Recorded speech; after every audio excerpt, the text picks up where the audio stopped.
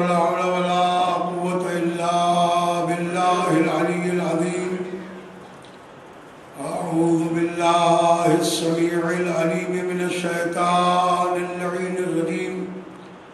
بفضل بسم الله الرحمن الرحيم وبه نستعين وهو خير معين.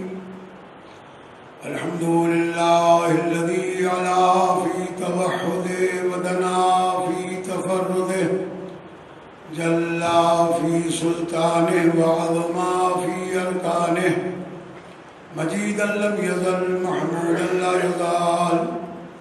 الصلاة والسلام والتحية والإكرام على بعثه الله بنور المضي والبرهان الجلي والمنهاج البادي والكتاب الهادي، الخاتم لما سبق والفاتح لمن غلق، المعلن الحق بالحق، سيدنا ومولانا أبي القاسم محمد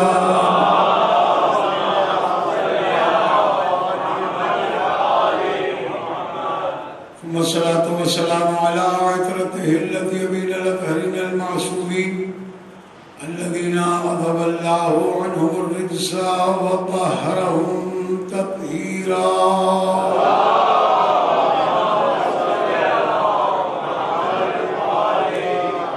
واللعنة الدائمة الباقية على أعداء الله وأعدائهم أجمعين من يوم عداوتهم إلى قيام يوم الدين. أما بعد، فقد قال الله سبحانه وتعالى في محكم كتابه الكريم: بسم الله الرحمن الرحيم، والعصر إن الإنسان لفي خسر إلا الذين آمنوا وعملوا الصالحات وتواصوا بالحق وتواصوا بالصبر. صلوات پڑھیں.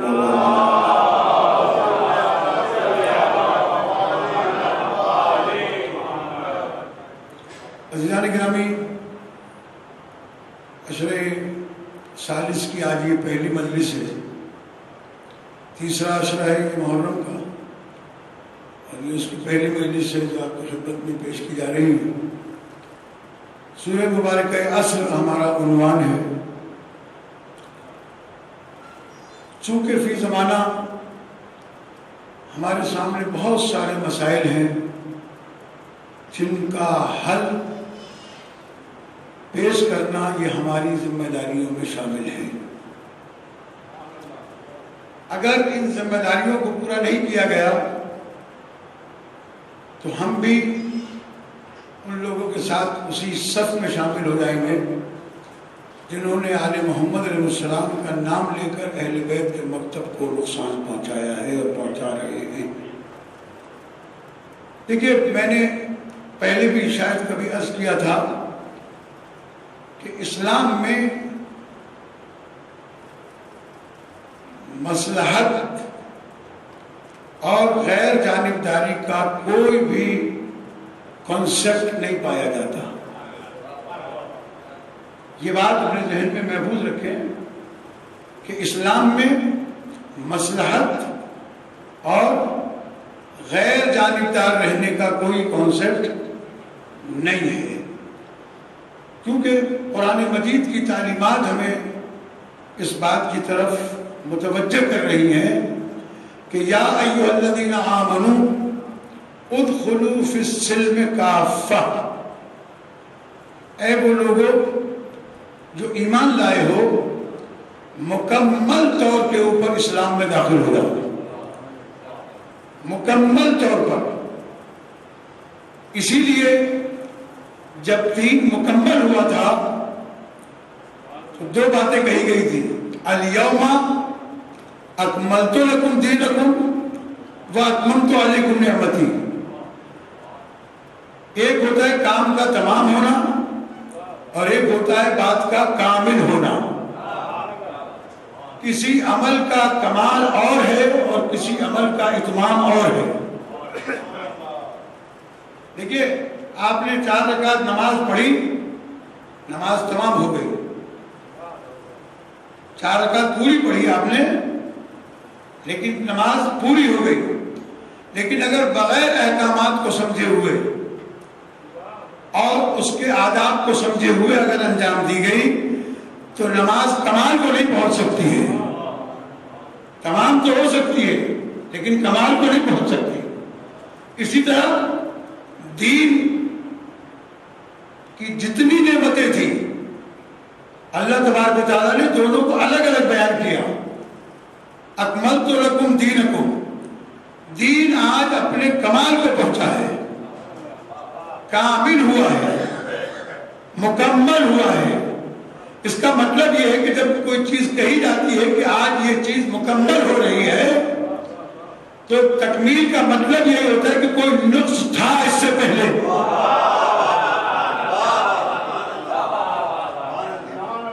کوئی کمی تھی جس کو آج پورا کر دیا گیا. تو اکمال کا لفظ جو آیا ہے یہ خود انسان کو متوجہ کر رہا ہے کہ کوئی چیز کم تھی. ہمارے عام طور کے اوپر ہوتا چھوٹے چھوٹے کام ہم کرتے ہیں. کسی مرحوم کی فاتحہ دلانی سوئم خط علم میں خاص طور پر وہ جناب مولانا 2 منٹ ٹھہر جائیے. کیا ہوا بھائی؟ کہنے لگے ابھی سامان مکمل نہیں ہوا، چاول کم ہے، روٹی کم ہے، پانی کم ہے، کوئی چیز بھی کم ہے.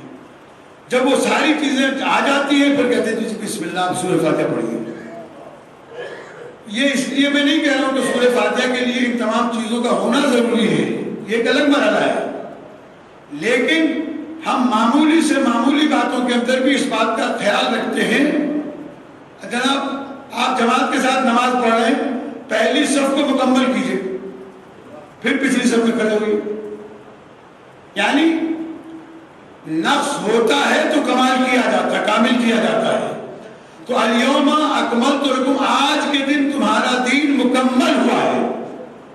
تو کوئی چیز کم تھی جس کو پورا کرنے کے لیے اللہ تبارک و تعالیٰ نے اہتمام کیا اور پھر اعلان کر دیا کہ اب دین مکمل ہو گیا. نمازیں بھی آ چکی تھی، روزے بھی آ چکے تھے، حج بھی ہو چکا تھا، زکوٰۃ بھی آ چکی تھی، سارے عمل انجام دیے جا چکے تھے، اللہ کی وحدانیت کا کلمہ بھی پڑھایا جا چکا تھا، پیغمبر کی رسالت کی گواہی بھی دی جا چکی تھی. تو کوئی ایک کام ایسا باقی تھا اور یہ کام ایسا کم تھا کہ جس کی وجہ سے خداوند کریم اعلان نہیں کر رہا تھا دین کے کامل ہونے کا. تو اس نے جب دین کے کامل ہونے کا اعلان کیا تو پتہ چلا کہ جو چیز کم تھی وہ آج پوری ہو گئی اور دین مکمل ہو گیا.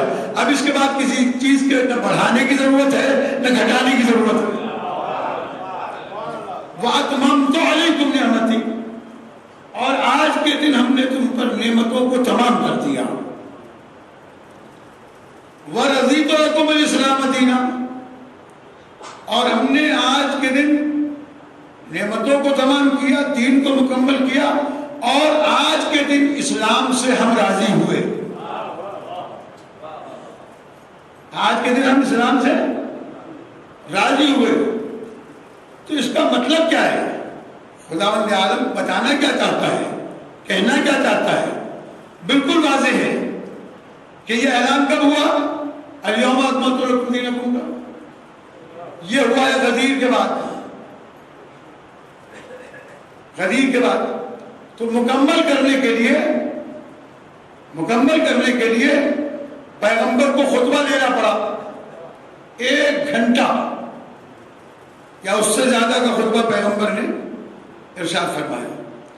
اور میں نے ابھی تازہ ایک روایت پڑھی جو اس سے پہلے میری نگاہ سے نہیں گزری تھی کہ پیغمبر نے اپنی زندگی میں 23 برس میں بہت سے خطبے دیے.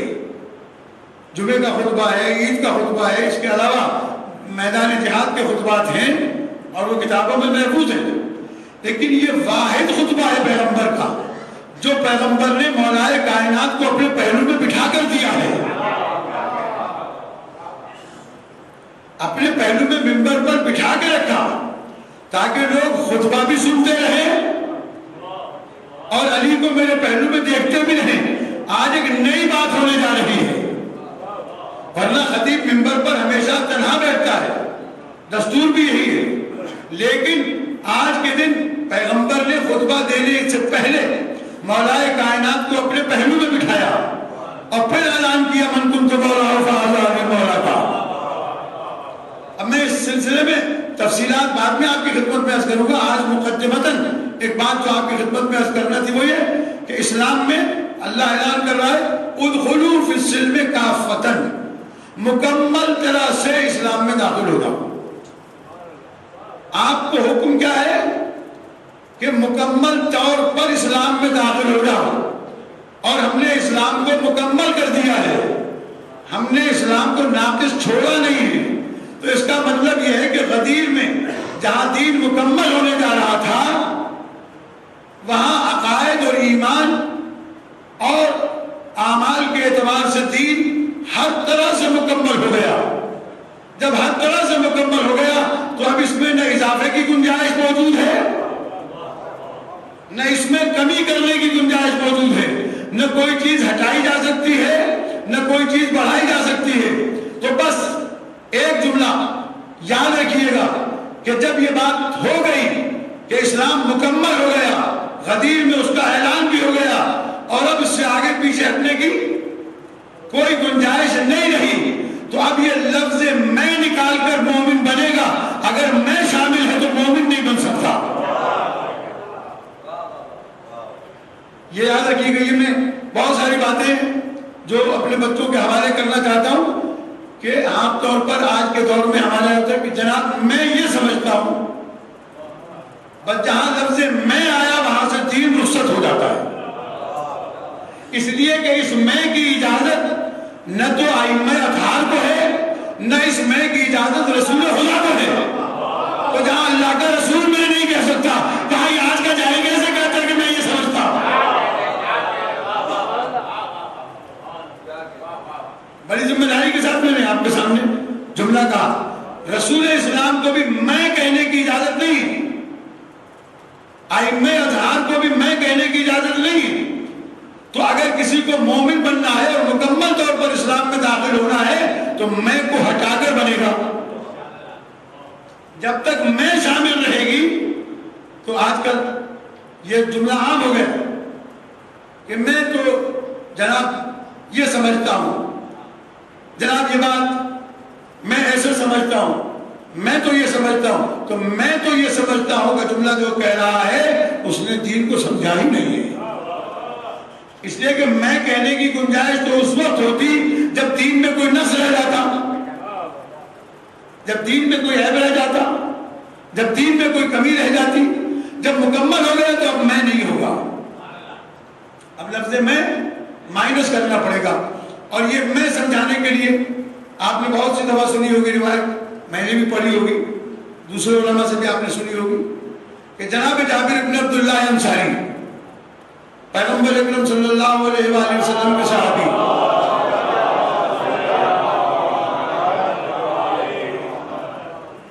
اور انتہائی معتبر صحابی. یہ وہ صحابی ہیں جنہوں نے 5 اماموں تک زندگی پائی ہے. 5 اماموں تک. ایک بات الگ ہے کہ وہ بہت پہلے بصارت سے محروم ہو گئے تھے، لیکن بصیرت ان کی اتنی زیادہ تھی کہ وہ نابینا ہونے کے باوجود بھی جو گفتگو فرماتے ہیں وہ بصیرت افروز ہوتی ہے. اب توجہ رکھیے گا میری طرف. آپ ایک چیز کہ 5ویں امام سے جب ملاقات ہوئی ہے تو اس وقت امام علیہ السلام کی عمر 3-4 برس کی ہے ظاہری اعتبار سے. 4تھے امام کی محفل میں جناب جابر آئے بیٹھے ہوئے ہیں. امام نے فرمایا امام باقر علیہ السلام سے، بیٹا جاؤ چچا کو سلام کرو. جناب امام علیہ السلام نے آ کے سلام کیا. جناب جابر نے وعلیکم السلام کہا، گود میں لے کر پیار کیا، زانوں پہ بٹھایا، احترام کیا. جناب امام محمد باقر علیہ السلام فرماتے ہیں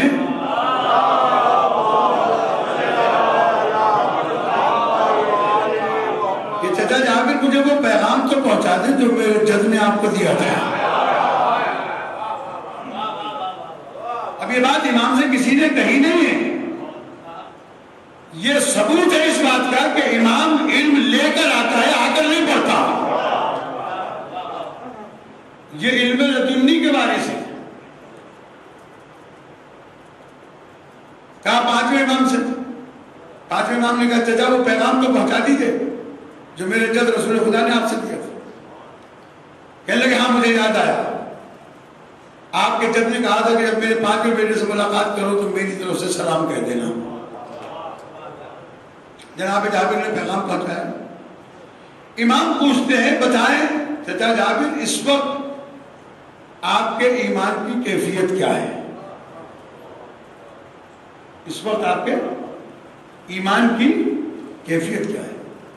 جناب جابر نے کہا مولا میں بڑھاپے کو جوانی پر ترجیح دیتا ہوں, اس لیے کہ جتنا بڑھاپے میں خدا یاد آتا ہے جوانی میں نہیں آتا.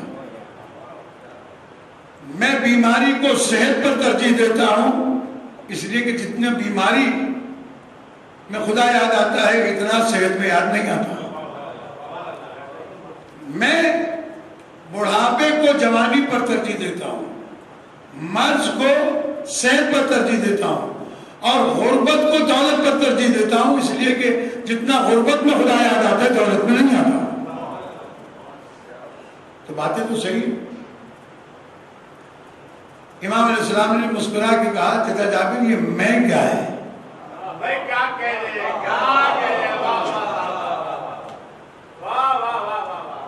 یہ میں کیا ہے؟ جناب جابر سمجھ گئے میں کہنے کا تو اختیار ہی نہیں ہے. تو جناب جابر نے فوراً صاحب معرفت ہے سمجھ گئے کہ پیسی نہیں کی, نہ یہ کہا کہ جناب میرا مقصد یہ نہیں تھا اور میں یہ نہیں کہہ رہا تھا, بلکہ میں یوں کہنا چاہتا تھا جیسے ہم لوگ قد پیسی کرتے ہیں. جناب جابر سمجھ گئے کہ امام نے اعتراض وارد کیا ہے, میں غلطی پر ہوں. کہا مولا یہ بتا دیجیے پھر کیا کہنا چاہیے؟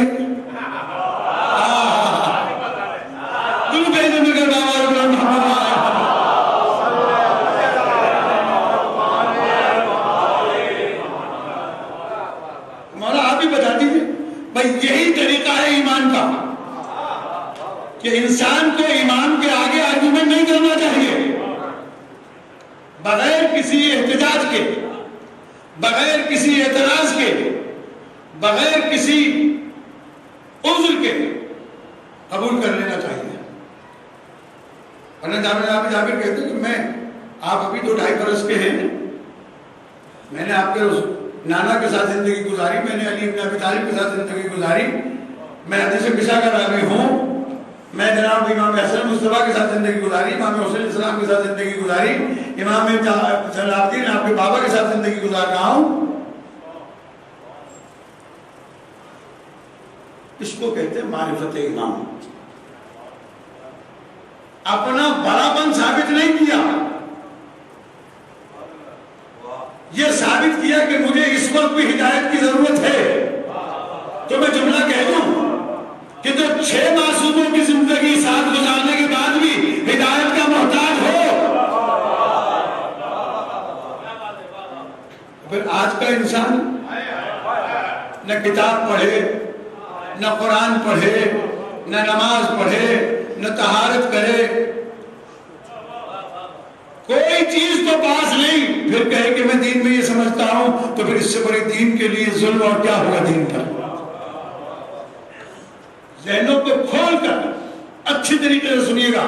میں کوشش کرتا ہوں ہر سال اور ہر جگہ پر کہ مومنین تو انشاءاللہ میرے ساتھ راضی رہتے ہی ہیں, لیکن میں آپ کی خوشنودی کے لیے نہیں پڑھتا. میں چاہتا ہوں کہ جو کچھ پڑھوں اس سے میری وہ بیوی راضی ہو جائے جو اس فرش ازا کی مالکہ ہے, امام زمانہ راضی ہو جائے اجل اللہ تعالیٰ فرجہ شریف جو اس فرش ازا کے حقیقی وارث ہیں. ہم دعوے دار ہیں ان کی نوکری کے, اللہ تعالیٰ ہماری دعوت قبول فرمائے اور ہمیں حقیقی اہل بیت کا پیروکار بننے کی توفیق عطا فرمائے۔ اس لیے کہ یہ دور وہ ہے کہ جس دور کے لیے معصوم نے فرما دیا ہے کہ آخری زمانے میں لوگ گھر سے نکلیں گے صاحب ایمان، واپس پلٹیں گے تو بے ایمان ہو چکے ہوں گے، ایمان رخصت ہو چکا ہوگا۔ صلوات بھیج دیں بابا زبرت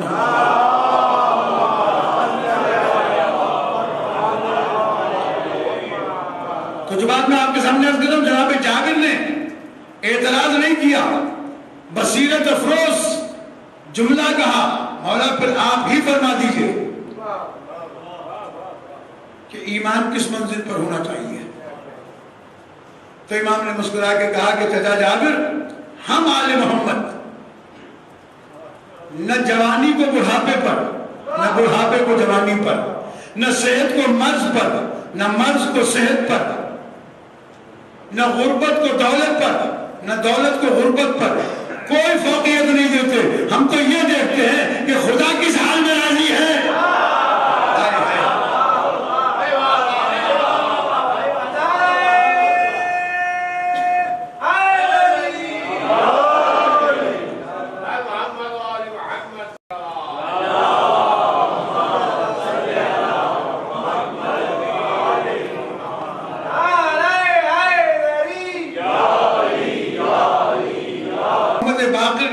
والسلام کا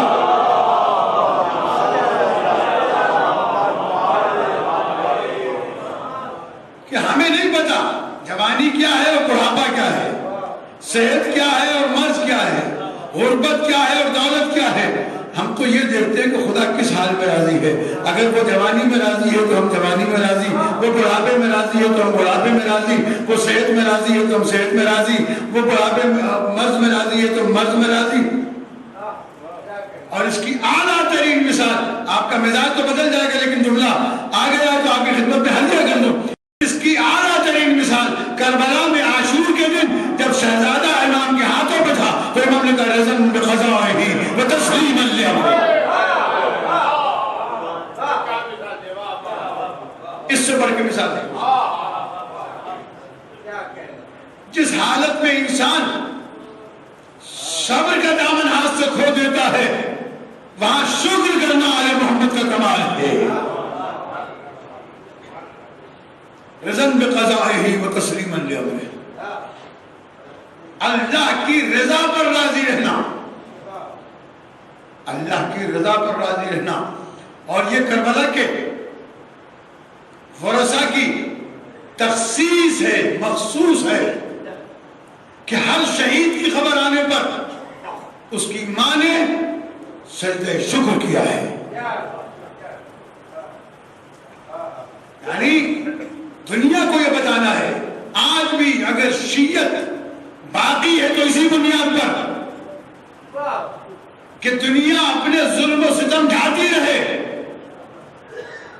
یہ بم بلاسٹ ہوتے رہیں، یہ جوان قید ہوتے رہیں، یہ مسجدوں کے اندر خودکش حملے ہوتے رہیں، ہم بتائیں گے کہ چونکہ خدا آل محمد کی رضا میں راضی ہے اس لیے ہم آل محمد کی رضا پر راضی ہیں۔ موت آئے تب بھی راضی ہیں، زندگی ہے تب بھی راضی ہیں، ہر حالت میں راضی ہیں۔ تو اب قرآن یہ کہتا ہے ادخلوا فی السلم کافہ، پوری طرح سے اسلام میں داخل ہے، اس لیے کہ تمہیں مکمل دین دیا گیا ہے، مکمل نظام دیا گیا ہے۔ اس نظام میں کوئی کمزوری نہیں ہے، اس نظام میں کوئی کمزوری نہیں ہے، ہر نظام تمہارے لیے مکمل ہے، ہر طریقے سے ہر اعتبار سے مکمل ہے۔ لہذا اس نظام کی طرف پلٹو، نہ یہ کہ کہو کہ میں یہ سمجھتا ہوں، میں یہ سمجھتا ہوں، یہ میں نکال کر دین میں آؤ۔ پوچھو، معصوم سے پوچھو، قرآن سے پوچھو، غیبت امام میں قرآن اور حدیث سمجھنے والے سے پوچھو، اتباع معصوم کرنے والے اس عالم سے پوچھو جس کی بات سننے کا حکم دیا گیا ہے. بڑی عجیب بات ہے. میں اس کی طرف آپ کو لے جانا چاہتا ہوں. ادخلوا فی السلم کافۃ، اور اسلام میں مکمل طور پر داخل ہو جاؤ اے مومنوں. تکمیل اسلام کہاں پر ہے؟ دیکھیے غدیر میں تو بہت بعد میں ہوئی ہے.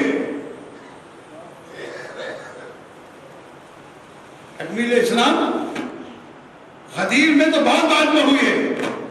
پیغمبر نے اس سے پہلے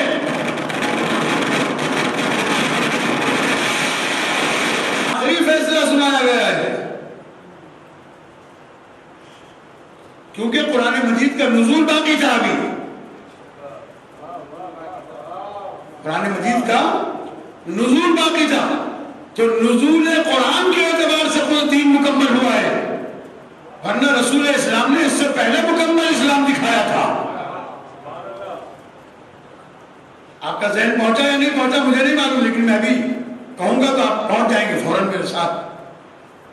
دین بھی مکمل ہو چکا تھا، مکمل دکھایا گیا تھا، اور اسلام بھی ایمان بھی. جس دن پیغمبر نے جنگ خندق میں مولا کائنات کے لیے کہا تھا برز الایمان کلہ الی الکفر،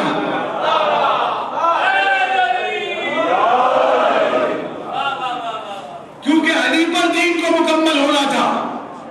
تو اب میں جملہ پلٹ کے کہہ دوں کہ جو اسلام لفظوں میں نازل ہونا تھا وہ قرآن کے ذریعے تھا. اللہ نے علی کے ذریعے سے پہلے ہی مکمل دین بھیج دیا تھا. اور اگر پہلے ہی سے دین نہ بھیجا ہوتا تو کبھی میرے مولا پیغمبر کے ہاتھوں پر کعبے میں نہ کہتے کہ یا رسول اللہ کہیے تو پڑھو زبور پڑھو انجیل پڑھو قرآن. آپ بھی تھوڑا سا بولیے میرے ساتھ جو پیچھے بیٹھے ہوئے ہیں، تھوڑا سا ساتھ دیجئے تاکہ دنیا والوں کو یہ بھی پتہ چلے کہ آل محمد کے فضائل کو سننے والے کیسے ہوتے ہیں. تھوڑا سا ساتھ دیں گے تو انشاءاللہ آپ کو لطف بھی آئے گا اور آپ بھی اس عبادت میں میرے ساتھ شریک ہو جائیں گے. کعبۃ اللہ میں امیر المومنین نے قرآن پڑھا. مجھے مولا کی ولادت نہیں پڑھنا ہے، لیکن یہ بات ہے کہ تقریباً عالم اسلام کے معتبر راویوں نے اس کا ذکر کیا ہے کہ مولا کائنات نے پیغمبر کے ہاتھوں پر کعبۃ اللہ میں قرآن پڑھا. تو ابھی قرآن نازل نہیں ہوا تھا، ابھی تو اعلان رسالت ہی نہیں ہوا تھا. تو اب قرآن دو اعتبار سے نازل ہوا ہے، ایک مجسم آیا ہے، ایک لفظوں میں آیا ہے. لفظوں میں غدیر میں مکمل ہوا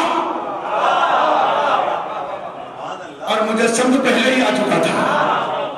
اور اگر نہ آیا ہوتا تو پیغمبر کبھی نہ کہتے.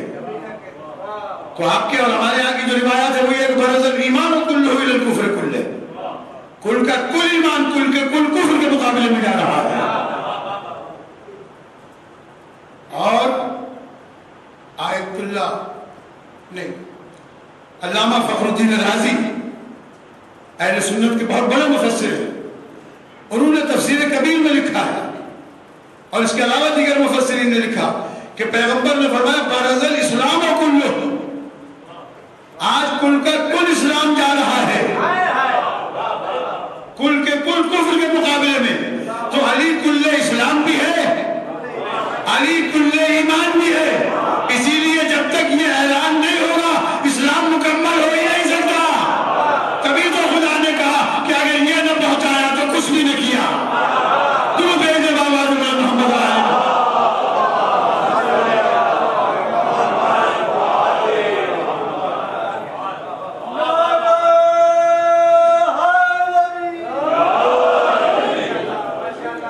فَإِن لَمْ تَفْعَلْ فَمَا بَلَّغْتَ رِسَالَتَهُ، اگر تم نے یہ کام نہ کیا، ایک ہے پہنچانا، یا ایھا رسول بلغ، پہنچا دو اس حکم کو جو میں نے تم تک بھیج دیا ہے. پھر اگر فَإِن لَمْ تَفْعَلْ، ایک ہے تبلیغ اور ایک ہے عمل، دو چیزیں ہیں. اگر پیغمبر کو صرف تبلیغ ولایت علی کا حکم ہوتا تو خطبہ کافی تھا، لیکن چونکہ تفعال کا حکم ہے کہ کر کے دکھاؤ، تبھی ہاتھوں میں اٹھا کے دکھایا. تم من کنت مولا فاعلی من مولا. یہ ہے لم تفعل. اور علی مکمل دین بھی ہے، مکمل ایمان بھی ہے، مکمل اسلام بھی ہے. اب میں آپ کے سامنے یہ جملہ کہنے میں ہم بجانب ہوں کہ علی علیہ السلام کا نام جنگ خندق سے پہلے علی تھا، حیدر تھا، ابو تراب تھا. پیغمبر نے جنگ خندق میں علی کا نام ایمان رکھ دیا، اسلام رکھ دیا، تاکہ اب جو علی سے جنگ کرے گا وہ علی سے جنگ نہیں ہوگی، اسلام سے جنگ ہوگی.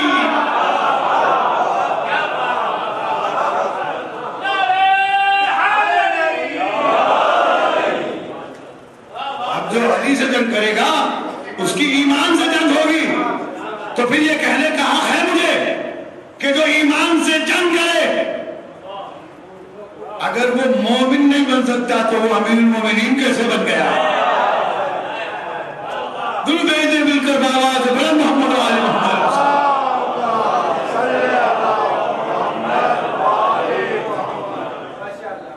علی مکمل دین ہے، علی مکمل اسلام ہے. اور اسی لیے اس آیت کے ذیل میں پانچویں امام سے ہمیں روایت ملتی ہے، یا ایھا الذین آمنوا ادخلوا فی السلم کافۃ. اے ایمان والو، اسلام میں مکمل طور پر داخل ہو جاؤ. معصوم سے پوچھا گیا مکمل طور پر داخل ہونے کا کیا مطلب ہے؟ امام نے ارشاد فرمایا، پانچویں امام نے، کہ یہاں اسلام سے مراد میرے جد علی ابن ابی طالب کی ولایت ہے. اس کا مطلب یہ ہے جس نے علی کو محبت کی، جس نے علی کی ولایت کو مانا، اس کے پاس تو مکمل دین ہے. کہ جس نے علی کو نہیں مانا اس کے پاس ناقص دین ہے. اور قیامت کے دن ناقص دین کو قبول نہیں کیا جائے گا، مکمل دین لے کے آنا پڑے گا. تو عزیزان گرامی، اس وقت ماحول بنا ہوا ہے وہ یہ کہ علی علیہ السلام کی ذات کو متنازع بنایا جا رہا ہے، اور مولا کائنات کے حوالے سے وہ باتیں کی جا رہی ہیں جو مولا کائنات کو کبھی قبول نہ تھی. تو اب میں نکال کر سمجھیں گے تو آسانی ہے سمجھنے میں. غدیر میں پیغمبر نے علی علیہ السلام کو نہ تو رب بتایا ہے، نہ اللہ بتایا ہے، مولا بتایا ہے. مولا مان لیجیے. اور ہم نے علی علیہ السلام کو خود سے نہیں مانا، خدا نے منوایا ہے، نبی نے پہنچایا ہے. تو ہماری مرضی تو ہے ہی نہیں. ہم نے علی کو اپنی مرضی سے نہیں مانا، اس لیے کہ خدا نے کہا مانو، اس لیے کہ رسول نے کہا مانو. تو جب اللہ اور رسول کا حکم آ گیا تو ہم نے مان لیا. تو وہی مانیں گے جو رسول نے منوایا. اور اس کے لیے میں ہمیشہ کہتا ہوں، پچھلے سال بھی میں نے کہا تھا، ریکارڈ ہے میرا کہ میں ہر سال کہتا ہوں یہ بات، اپنے ہر نوجوان سے کہتا ہوں کہ مولوی جو بھی کہے گا ہو سکتا ہے دوسرا مولوی اس کی رد کر دے. اب تو مولوی پہچاننا مشکل ہے. اب تو مارکیٹ میں لباس اتنا آ گیا کہ جو ایران عراق زیارت میں جاتا ہے گواہ خرید کے لے آتا ہے، جو صدر کی مارکیٹ میں جاتا ہے باسکوٹ خرید کے لے آتا ہے، بولٹن مارکیٹ سے قلعہ قلعہ کی ٹوپی مل جاتی ہے وہ لے آتا ہے. داڑھی اپنی کھیتی ہے، تھوڑی سی داڑھی رکھی، ٹوپی لی، باسکوٹ ڈالی، علامہ بن گئے. ابا کاندھوں پہ ڈالی، داڑھی بڑھائی، سر پہ پٹکا باندھ لیا، مولوی بن گئے. کہ اب قبول پتا کیسے چلے گا؟ کیونکہ آپ تو مجھے مولوی اس لیے سمجھ رہے ہیں کہ میرے پاس داڑھی بھی ہے، ممبر میں بھی بیٹھا ہوں، ابا بھی ہے، قبا بھی ہے. آپ کو ہتھیار نہیں مولانا شبیر اللہ صاحب بہت بڑے عالم ہیں، تو اگر کوئی جاہل مجھے عالم ہونے کی سند دے گا تو یہ میری عزت افزائی نہیں، یہ میری توہین ہے. مجھے تو کوئی عالم سند دے. میں پاکستان کے بزرگ علماء میں سے کوئی عالم مجھے کہے کہ ہاں بھئی یہ بھی عالم ہے، یہ بھی پڑھے لکھے ہیں، تو وہ میرے لیے سند ہے. لیکن عوام الناس کی سند میرے لیے سند نہیں ہے، اور نہ ہی مجمع میرے لیے سند ہے. کہ مجمع بہت بڑا ہوگا بہت بڑے عالم ہیں، مجمع کم ہوگا بہت تھوڑے سے عالم ہیں. کل پرسوں مجھ سے کسی نے کہا کہ مولانا آپ کی مجلس میں مجمع زیادہ نہیں ہوتا، آپ تھوڑا سا اپنے اپروپریشن بڑھائیں. تو میں نے کہا میری مجلس میں اتنا ہی مجمع ہوتا ہے جتنا انبیاء کی مجلسوں میں ہوتا تھا. تو میں جناب مولانا محمد علی محمد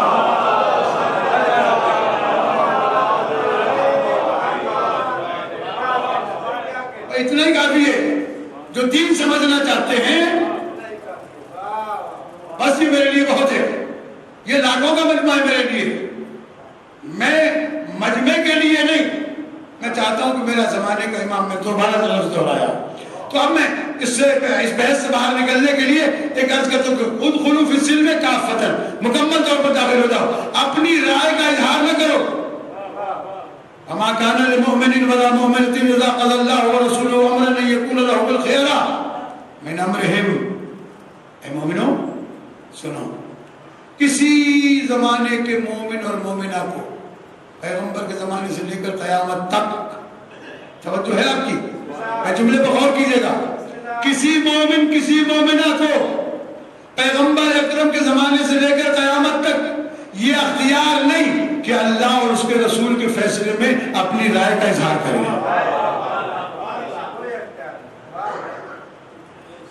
اور میں ایک بات آپ کی خدمت میں کروں، سمجھ ہر ایک کی اپنی اپنی ہوتی ہے، عقل اپنی اپنی ہوتی ہے. ایک ان پڑھ آدمی کی عقل اتنا ہی کام کرتی ہے جتنا اس نے سمجھا ہے، لیکن جب پڑھ لکھ جاتا ہے آدمی عقل بڑھنے لگتی ہے، عقل کا فائدہ بڑھنے لگتا ہے، علم عقل کو بڑھانے لگتا ہے. ورنہ ہوتا کیا ہے کہ میں نے بات کہی، فتویٰ آ گیا کہ یہ کافر، میں نے بات کہی، فتویٰ آ گیا جناب ان سے بڑا مومن کوئی نہیں. یہاں مومن اور کافر کی سند دینے کے لیے بھی اللہ اور رسول اور امام کی ضرورت نہیں ہے. ہر آدمی اپنی عقل کے مطابق فتوی دے. درود بھیج دے محمد و آل محمد.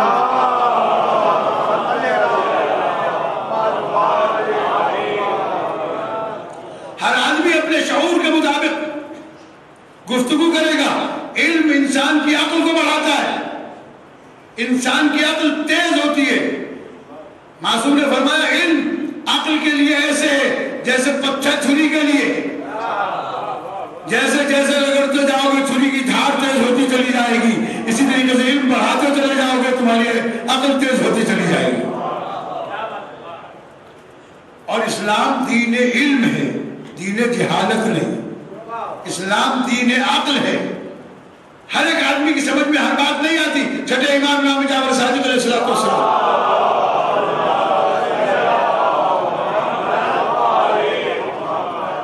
اپنے ایک صحابی سے بیٹھے ہوئے گفتگو فرما رہے ہیں، اسے کچھ سمجھا رہے ہیں.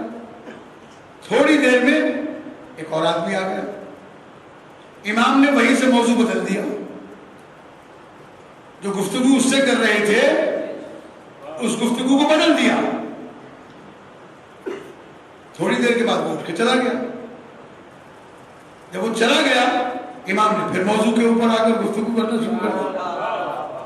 جب امام کی گفتگو مکمل ہو گئی تو اس صحابی نے امام سے کہا مولا آپ نے گفتگو کیوں بدل دی تھی؟ کیا آنے والا مومن نہیں تھا؟ مومن تو تھا لیکن یہ گفتگو اس کے شعور و عقل سے بلند تھی. ہر آدمی ہر بات کو نہیں سمجھ سکتا. ہر موقع کی بات الگ الگ ہوتی ہے. میں ہمیشہ کوشش کرتا ہوں کہ مثالوں کے ذریعے سے اور معصومین کے فرامین کے ذریعے سے اپنی بات کو آپ تک پہنچایا۔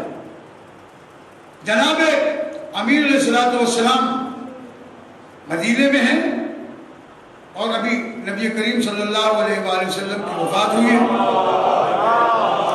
شہادت ہوئی ہے،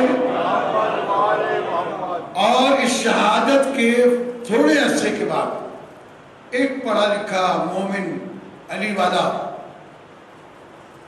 چاہنے والا مولا کا دربار میں آ گیا۔ اہل دربار میں کسی نے پوچھ لیا بھائی کیسے گزر رہی ہے، کیسے گزر رہی ہے؟ کہنے لگا کیا بتاؤں کہ کیسی گزر رہی ہے، حق سے فرار اختیار کرتا ہوں، حق سے نفرت کرتا ہوں، رحمت سے فرار اختیار کرتا ہوں، بغیر وضو کے نماز پڑھتا ہوں، جو چیز خدا کے پاس نہیں ہے وہ میرے پاس ہے، جو خدا نہیں کر سکتا وہ میں کر سکتا ہوں، جو چیز خدا نہیں دیکھ سکتا میں دیکھ سکتا ہوں، اور میں سب سے زیادہ احمد ہوں، میں احمد ہوں، احمد النبی،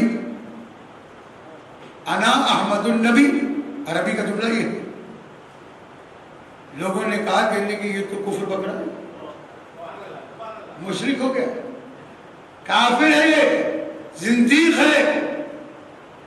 توحید اللہ کی، ان اللہ علی کل شیء قدیر، وہ ہر چیز پر قدرت رکھتا ہے۔ یہ کہتا ہے جو خدا نہیں کر سکتا وہ میں کر سکتا ہوں، کہتے جو خدا نہیں دیکھ سکتا میں دیکھ سکتا ہوں، جو چیز خدا کے پاس نہیں ہے وہ میرے پاس ہے۔ پریشان ہو گئے، کچھ لوگوں نے فتویٰ لگایا، چاہا کہ اسے مارے پیٹیں، اتنے میں میرے مولا داخل ہے۔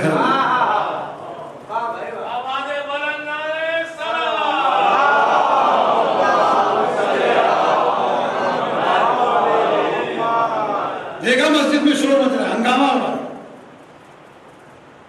مولا نے پوچھا کیا بات ہے، مسجد میں شور ہو رہا ہے؟ کہنے لگے ایک زندیق آیا ہو، کیا کہہ رہا؟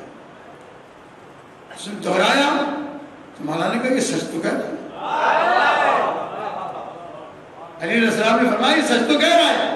کہا مولا یہ سچ کہہ رہا ہے؟ مولا نے کہا بالکل سچ کہہ رہا ہے۔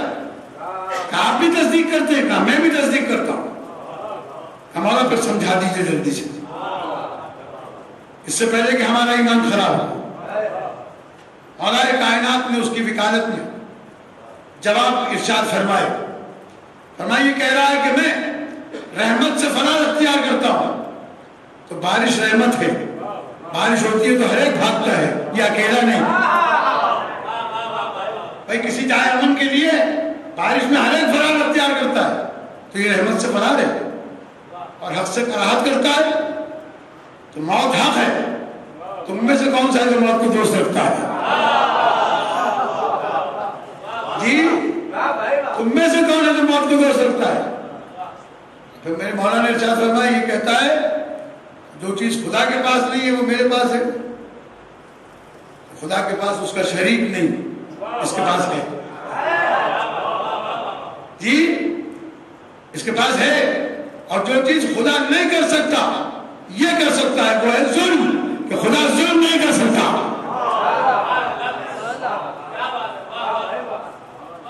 ان اللہ لیس بظلام للعبید، قرآن کی آیت ہے کہ خدا اپنے بندوں پر بالکل ظلم نہیں کرتا، اور یہی اس کے عادل ہونے کی نشانی ہے۔ جو ظلم نہیں کر سکتا وہ کیا کرے گا؟ وہ عدل کرے گا، اور یہ عقیدہ عدل ہمارے اسی لیے ہے۔ ہمارے عقیدہ ایمان میں، اصول دین کے عقیدے میں عدل شامل ہے، اسی لیے کہ خدا ظلم نہیں کرتا، ظلم نہیں کر سکتا۔ اور تیسری بات تو اس نے کہی کہ جو چیز خدا نہیں دیکھ سکتا، جو چیز خدا کے پاس نہیں ہے وہ میرے پاس ہے، وہ خدا کا ہمسر ہے، جو اس کے پاس نہیں ہے میرے پاس اس کا ہمسر ہے۔ اور آخری بات انا احمد النبی، لفظ احمد کے دو معنی ہیں، ایک تو نام ہے پیغمبر کا، اور احمد کے معنی کیا ہے؟ جس کی بہت زیادہ تعریف کی جائے، سپرلیٹو ڈگری ہے، تو اس میں عالم ہونا اور ہے۔ جب یہ عربی گرامر کے اعتبار سے فعل میں آئے گا تو اگر کہا جائے انا احمد النبی تو یہ ہوگا، ترجمہ کیا ہوگا کہ میں سب سے زیادہ نبی کی تعریف کرنے والا ہوں۔ کیا جملے، اب اسی ایک جملے کے دو معنی ہیں۔ انا احمد النبی اگر پیغمبر کہیں کہ انا احمد النبی تو ترجمہ یہ ہوگا کہ میں احمد ہوں نبی، لیکن اگر کوئی اور کہے انا احمد النبی تو یہ کہ میں سب سے زیادہ نبی کی تعریف کرنے والا ہوں۔ تو مولا کائنات نے جب مسئلے کو حل کیا تو سارے لوگ خاموش ہو گئے۔ مولا نے ارشاد فرمایا کہ تم اس کی بات کو نہیں سمجھ سکے، تو میں یہ کہنا چاہتا ہوں کہ جو علی کے چاہنے والوں کی بات نہ سمجھ سکے وہ علی کے پہچاننے کی باتیں کہا کر رہا ہے۔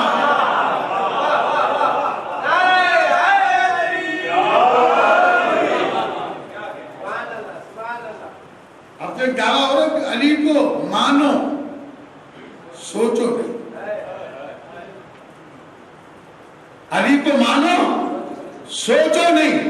خدا کی قسم یہ بت پرستوں کا جملہ ہے جو اپنے بچوں کو بچپن سے سکھاتے ہیں کہ بتوں کے بارے میں سوچو نہیں، مانو، اس لیے کہ جھوٹے ہیں۔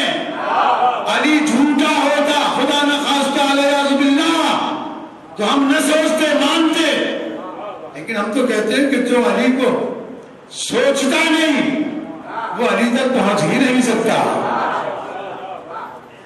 اس لیے کہ علی علیہ السلام کے بارے میں تو لوگ رستے میں اٹک گئے، رستے میں بھٹک گئے۔ یہ جو خدا کہا، یہ جو نبی، جو رسول کہا، کسی نے اللہ کہا، کسی نے رب کہا، یہ کسی اچھے عقیدے کی بنیاد پر نہیں کہا، اس لیے کہ انہوں نے علی کے خدا کی توحید کو نہیں سمجھا تھا۔ اگر توحید سمجھ لیتے تو کبھی علی کو خدا نہ کہتے۔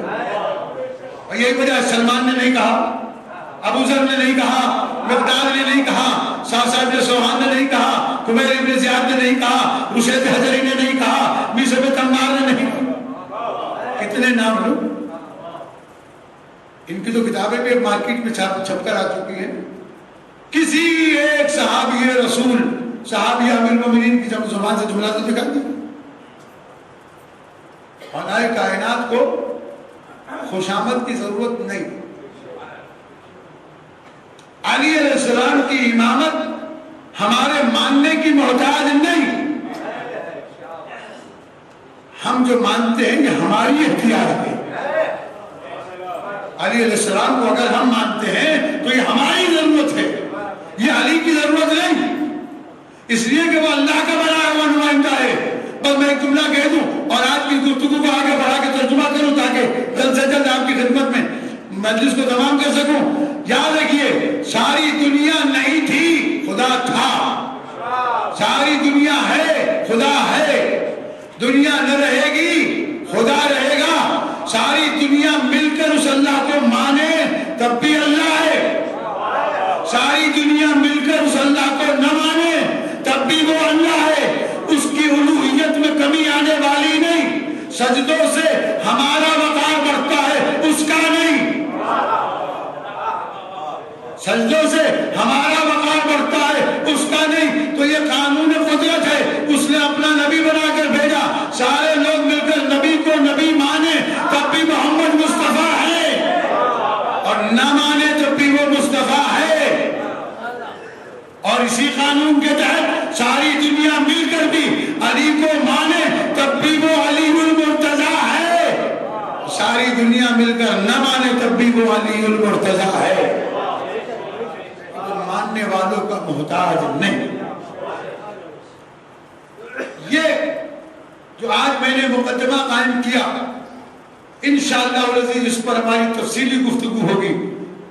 سورہ مبارکہ والعصر کو میں نے عنوان قرار دیا، یہ سمجھانا ضروری تھا تاکہ میں اس سورہ کو آپ کے سامنے سمجھا سکوں کہ قرآن نے پکار کے کہا والعصر ان الانسان لفی خسر، قسم ہے ہر زمانے کی کہ انسان خسارے میں۔ اب مفسرین نے تو ساری بحثیں کی ہیں، اور اس میں کوئی شک نہیں جس نے بھی جو بحث کی ہے وہ اپنی جگہ پر حق ہے۔ کسی نے کہا کہ یہ عرصہ محشر ہے، قیامت کا عصر ہے، قیامت کا زمانہ ہے۔ کسی نے کہا یہ وقت عصر ہے، کسی نے کہا یہ غدیر ہے، کسی نے کہا یہ کربلا ہے۔ جس نے جو سمجھا وہ کہا، لیکن حقیقت یہ ہے کہ عصر پر ہے الف لام، الف لام ہے استغراق کا۔ ہر زمانے کا انسان خسارے میں ہے، چاہے وہ نبی کے زمانے کا انسان ہو، چاہے وہ آدم علیہ السلام کے زمانے کا انسان ہو، ہر زمانے کا انسان خسارے میں ہے۔ کوئی زمانہ ایسا نہیں جس زمانے میں انسان کے پاس خسارہ نہ ہو، خسارہ ہر زمانے کے انسان کے پاس ہے۔ اِلَّا الَّذِينَ آمَنُوا، بس وہی انسان ہر زمانے کا خسارے سے بچا ہوا ہے جو ایمان والا ہے۔ ہر زمانے کا انسان خسارے سے بچا ہوا ہے وہ انسان جو اس نے ایمان قبول کیا، اور صرف ایمان قبول کر لینے پر خسارے سے نکل جائے گا نہیں، صرف دعوی ایمان پر خسارے سے نکل جائے گا نہیں۔ اِلَّا الَّذِينَ آمَنُوا وَعَمِلُوا الصَّالِحَاتِ، اور یا کا لفظ بھی نہیں ہے۔ ایک جگہ تو ہوتا ہے کہ ایمان لایا یا عمل صالح انجام دیے، دو میں سے ایک چیز قبول کر لے، یا ایمان لے آئے یا عمل صالح کر لے۔ قرآن مجید نے کہیں نہیں کہا ہے جب ایمان کا تذکرہ کیا تو عمل صالح ساتھ رکھا۔ کیوں؟ اس لیے کہ عمل صالح عمل بنتا ہی جب ہے جب ایمان سالم ہوتا ہے، ورنہ نماز بھی لعنت بن جاتی ہے۔ وَيْلٌ لِّلْمُصَلِّينَ الَّذِينَ هُمْ عَنْ صَلَاتِهِمْ سَاهُونَ، ہلاکت اور تباہی ہو ان نماز پڑھنے والوں کے لیے جو نماز بھی پڑھتے ہیں اور نماز سے غافل بھی۔ ایک مرتبہ درود بھیج دیں محمد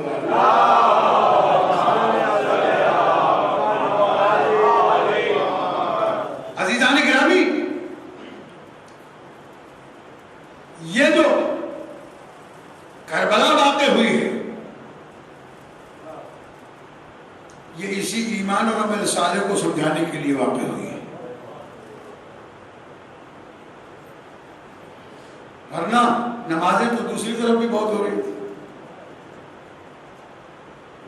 لیکن وہ ایمان سے خالی تھی، اور اللہ غیر مومن سے نماز کا تقاضا نہیں کرتا، اور نہیں کسی غیر مومن کی نماز ہو سکتی ہے، نہ کسی کا قرآن کی تلاوت کرنا عبادت میں شمار ہو سکتا ہے جب تک کہ ایمان نہ ہو۔ بس میں اس پر بحث نہیں کرتا۔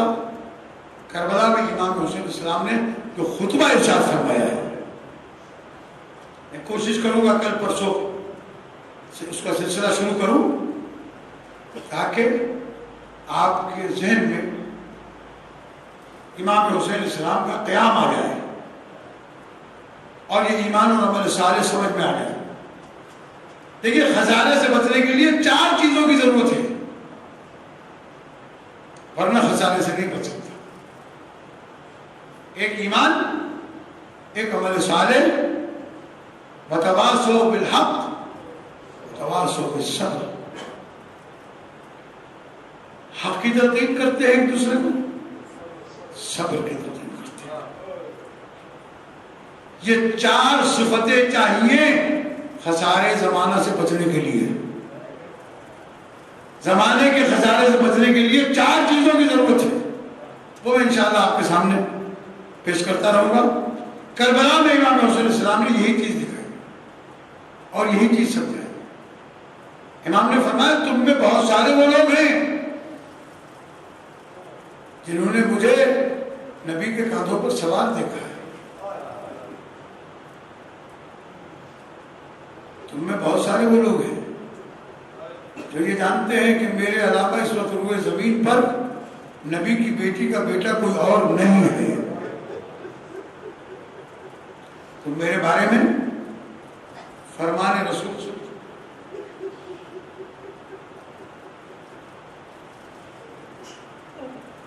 کیا تم نہیں جانتے میرا بابا علی تھا؟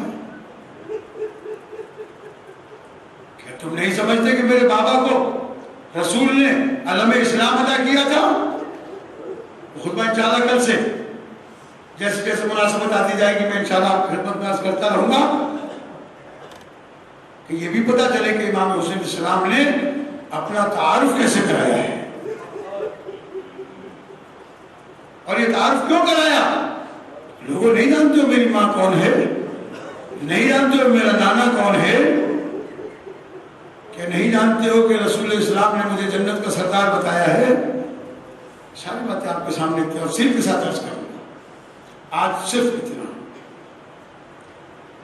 کہ امام نے بغیر تعارف کے کربلا میں جنگ نہیں کی تاکہ کل کو کربلا کا کوئی بھی سپاہی قیامت کے دن یہ دعویٰ نہ کر سکے کہ اگر ہم پہچان لیتے تو ہم حسین کے قتل میں ہاتھ نہ ڈالتے. امام نے حجت تمام کر دی. اب پہچاننے کے بعد جب انہوں نے کہا پھر امام کا جواب جملہ آیا ان لم یستقم دین جدی الا بقتلی یا سیوف خذینی. اے نانا کے دین اگر میرے قتل کے بغیر تو کھڑا نہیں کر سکتا، آپ تلوار حسین کی گردن حاضر ہے تاکہ میرے نانا کا دین سیدھا کھڑا رہے. کون حسین؟ ظاہر کرام میں نے روایت میں دیکھا ہے، عجیب روایت ہے کہ جب یہ چھوٹے دونوں شہزادوں نے نبی سے کہا تھا اے اللہ کے رسول، اے نانا جان، آج عید کا دن ہے، ہر آدمی کے پاس سواری ہے، ہمارے پاس سواری نہیں ہے. روایت تو آپ نے ہر بہت مرتبہ سنی، آپ کو یاد ہے، لیکن جو میں آج کہنا چاہتا ہوں اکثر نے آج سے پہلے یہ بات نہیں سنی ہوگی کہ جب دونوں کانے پہ بیٹھ گئے تو شہزادوں نے کہا نانا سب کی سواریاں بول رہی ہیں، ہماری سواری خاموش ہے. آپ نے یہاں تک روایت سنی ہے نا، اور رسول نے آواز بھی نکالی، لیکن کہا کیا؟ ایک عالم نے، مجتہد نے لکھا، کہتے ہیں کہ جب شہزادوں نے امام سے پیغمبر سے فرمائش کی نانا سب کی سواریاں بول رہی ہیں، ہماری سواری خاموش ہے، تو پیغمبر نے کیا کہا؟ ظاہر پیغمبر کی زبان سے محمل جملہ نہیں نکل سکتا، محمل لفظ نہیں نکل سکتا، ایسی بات نہیں کہہ سکتے پیغمبر اس کا کوئی مفہوم نہ ہو. پیغمبر نے شہزادوں کی فرمائش پر کہنا شروع کیا العفو. العفو کے کیا معنی ہے؟ اے خدا معاف کرتے. اور یہ العفو آپ یا میں نہیں کہہ رہے، کائنات کا حبیب خدا رسول شہزادوں کو کاندھوں پہ بٹھا کے کہہ رہے ہیں. وہ لکھتے ہیں روایت میں کہ پیغمبر نے 5 مرتبہ کہا العفو العفو العفو، 5ویں مرتبہ کہا. ابھی 6ویں مرتبہ کہہ نہیں پائے تھے کہ جبرائیل آ گئے، کہا اللہ کے رسول اب نہ کہنا العفو، اب نہ کہنا العفو. اس لیے کہ خدا سلام کے بعد کہتا ہے اے حبیب اگر تم نے اب العفو کہا میں جہنم کو بجھا دوں گا، پھر یزید و شمر کو سزا کون دے گا؟ اس لیے کہ بار بار بھی انہیں قتل کیا جائے تو ان کے جرم کی سزا نہیں ہو سکتی. اگر اب کہا العفو تو جہنم خاموش ہو جائے گی، جہنم خاموش ہو. یہ حسین ہے جس کی خاطر، خوشی کی خاطر رسول اگر العفو کہے تو جہنم خاموش ہو جائے. وہ شہزادہ، وہ کریم، وہ امام جو رحمت کا مجسمہ ہو، عاشور کی صبح تک جنگ ٹالنے کی کوشش کرتے رہے، کسی کمزوری کی بنیاد پر نہیں، کسی کمزوری کی بنیاد پر۔ خدا کی قسم، روایت کا جملہ ہے، اور میں بہت حیران ہوا جب میں نے یہ جملہ مقتل میں دیکھا۔ جملہ میں نے علماء سے سنا کہ جب جناب زینب کبریٰ سے آخری رخصت کے لیے آئے نا امام، اور کہا یا اختی ایتینی بثوب عتیق، بہن مجھے پرانا لباس لا دو، ایتینی بثوب عتیق، مجھے پرانا لباس لا دو۔ جناب زینب سلام اللہ علیہ نے بھائی کے گلے میں باہیں ڈال دی، کہا حسین ابھی زینب اتنی غریب تو نہیں ہوئی کہ تم مجھ سے پرانا لباس مانگ رہا ہے، اگر تو اجازت دے تو میں جنت سے نہ منگوا لوں ابھی لباس دے رہا۔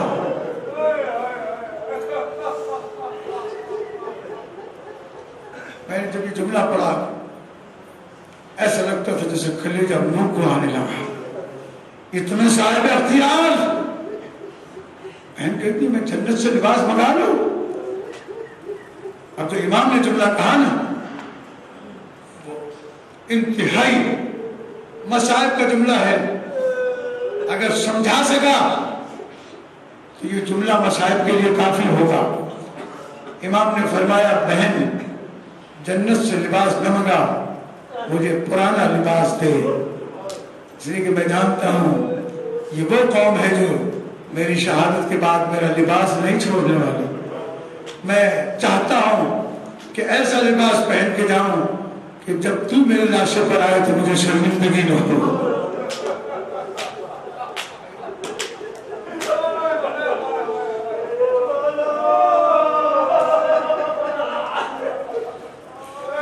میرا تن ڈھکا رہے۔ امام نے فرمایا بہن مجھے پرانا لباس دو۔ جناب زینب کبریٰ نے فرمایا فضہ جاؤ میرے بھائی کا پرانا لباس لے آؤ۔ پرانا لباس لا کر امام کو دیا تو جناب فضہ نے ایک جملہ کہا، اے حسین جب یہ تمہاری اماں سی رہی تھی اس کرتے کو تو میں نے دیکھا رو بھی رہی ہے اور سی بھی رہی۔ میں نے پوچھا شہزادی رونے کا سبب کیا ہے؟ کہا یہ میں اپنے حسین کے لیے کپڑا سی رہی ہوں، فضہ یہ میں تیرے حوالے کرتی ہوں، جب آخری لباس مانگنے کے لیے آئے حسین تو یہ میرا سلا ہوا لباس ہے۔ فضہ کہتی میں نے بیوی سے کہا میرے لیے دعا کر کہ میں اس وقت تک زندہ رہوں جب تک حسین یہ آخری لباس مانگے۔ بس میں نے مجلس تمام کر دی، امام کی لباس پہن کر میدان میں گئے، شہادت ہوئی، 11ویں محرم کی صبح آ گئی۔ میں بہت زیادہ مصائب نہیں پڑھ سکتا اس لیے کہ مصائب عجیب ہیں۔ خدا کا جو لوگ گھر کے پڑھتے ہیں مجھے تعجب ہوتا ہے، کتابوں میں ہی اتنے ملتے ہیں کہ وہ ہمارے برداشت سے باہر ہیں، ادراک نہیں ہو سکتا۔ 11ویں محرم کی صبح آئی، سورج بلند ہوا، امام سجاد علیہ السلام نے بیویوں کو شمار کرنا شروع کیا، دیکھا سب ہیں لیکن جناب زینب عالیہ سب سے نہیں رکھتی۔ ایک ٹوٹے ہوئے نیزے کی لکڑی امام نے ہاتھ میں اٹھائی، میدان کی طرف چلے، دریا کا رخ کر کے آواز دی چچا بہن یہاں تو نہیں آنا؟ کوئی جواب نہیں آیا تو امام مقتل کی طرف چلے، جب مقتل کے درمیان پہنچے تو دیکھا ایک نشیب میں ایک لاشے کے پاس شہزادی کھڑی ہوئی مرثیہ پڑھ رہی ہے۔ یہ امام سجاد کی روایت ہے امام نے فرمایا کہ شہزادی جو مرثیہ پڑھ رہی تھی اس مرثیے میں شہزادی کہہ رہی تھی واہ جدہ صلی علیہ ملیک السماء، نانا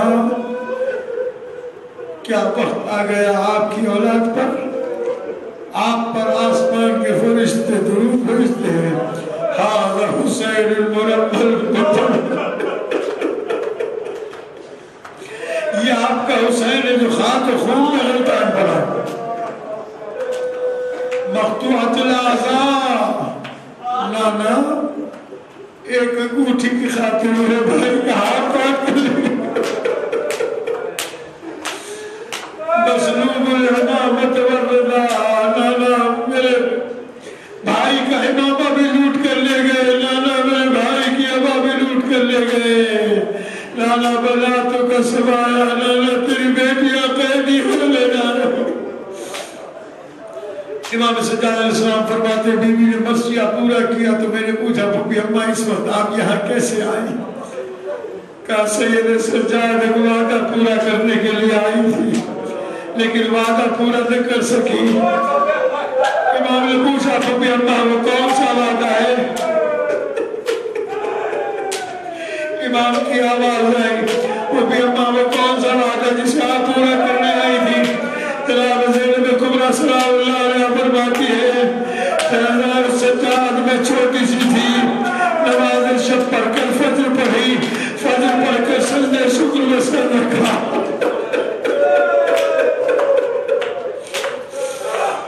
مجھے نیند آ گئی، میرا چھوٹا بھائی حسین مسجد سے آیا، مجھے دھوپ میں سویا ہوا دیکھا تو مجھے جگایا نہیں، اپنے کانوں میں چھوٹی سی ہوا اتار کر مجھ پر سایہ کر کے کھڑا ہو گیا، خدا جانے حسین کتنی دیر کھڑا رہا،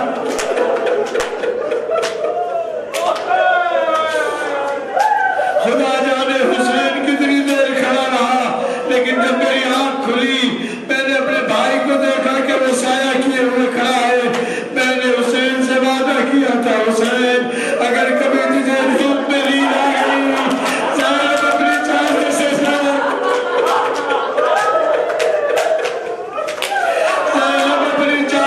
سایہ کرے گی، حضرت عمر اللہ بس آخری جمعہ میں استعمال ہو گئی، سید سجاد ساری زندگی زینب انتظار کرتی رہی، حسین مجھے موقع دینے، آج موقع ملا کہ میرے سر پہ چادر